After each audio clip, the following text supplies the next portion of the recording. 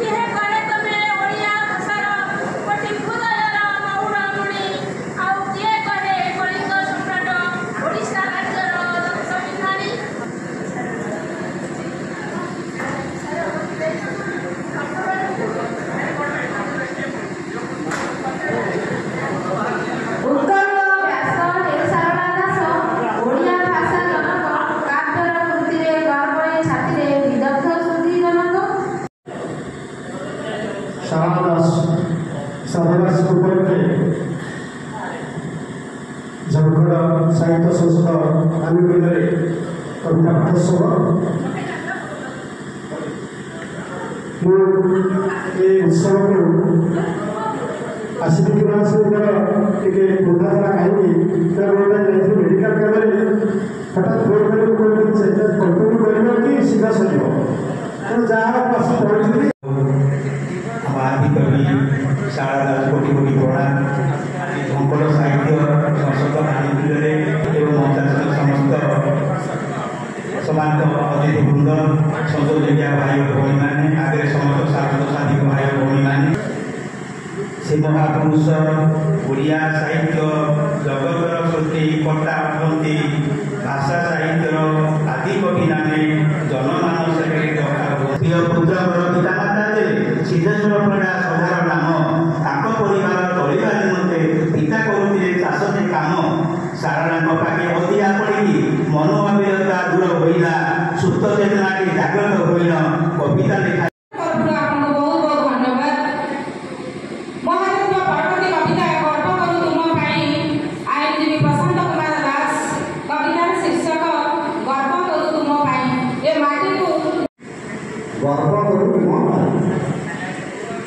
माटी महाकवि सुद्रमणिकर महाभारत ग्रंथ माटी महाकवि सुद्रमणिकर महाभारत ग्रंथ लेखा होइछि ओडिया भाषा आमरी जातीय रत्न सहस्र वर्ष ओडिया भाषाटी होई जाउथिला किंतु आज भी रही अतीत कोड़े तालपत्रे लेखा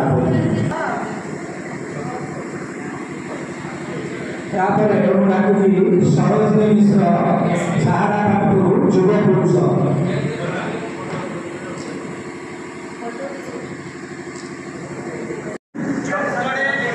सिद्धेश्वर दास नामटी राइजे ख्यात मातंगी सरित फूलरे निरत लेखनीरे अविरत ओडिया भाषार तप्त मरुपरे ओडिया भाषार तप्त मरुपरे बरशिल पारी होई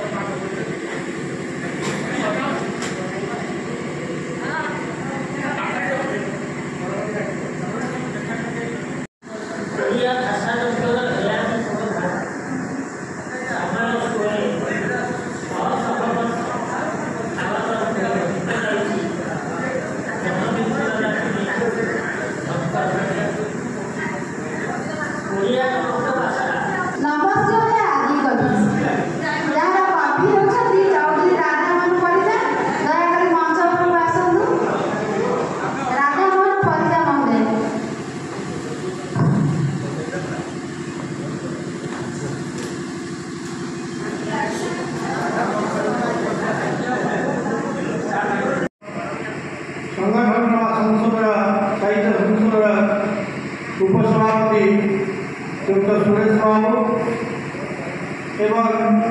आम महल अन्य अतिथिगण एवं आपण मैंने जो मैंने कविता पाठ करते कविता पाठ करने को अपेक्षा कर प्रथम क्षमा मांगी हूँ एक सभा व्यतिक्रम सभापति अभिभाषण सभा शेष थाए कि मोर गोटे कार्यक्रम थी मोर 12:30 बजे जवाकता जाना 1:30 पर्यंत अपेक्षा कली जहाँ सुखर कथा आप कविता शुणी जो मैंने 50 जन अच्छी जो बंधुगण से कविता पढ़े कविता की शुणा मन दुख जाऊ दयाकोरी आम दुई जन कविता की शुणे हे माटीर महाकवि तुमरी चरणे प्रणति जनाए हे जियति तर छवि तुम साधनार पुण्य पीठरे विजय गीति गाई वृद्धा नदी आदि कल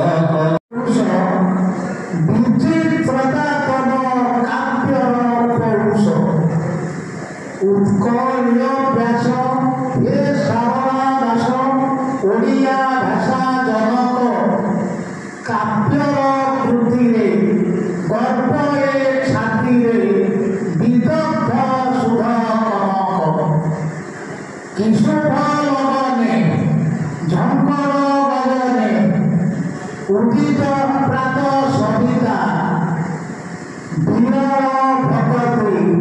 बड़े भगवती कहिले लेख कविता रचिल महाभारत धन्य हे विचित्र बुन्हानी विचित्र रामायण अभिरत सुचंडी पुराण सुमंदी पुराण विमोहिते उत्प्रेरित लक्ष्मी नारायण वचनिका गुण किए बा पारे कलित केमिति लेखिल शब्दकु लेखिल केमिति लेखिल शब्दकु लेखिल भाषारे रहु आखिल भाव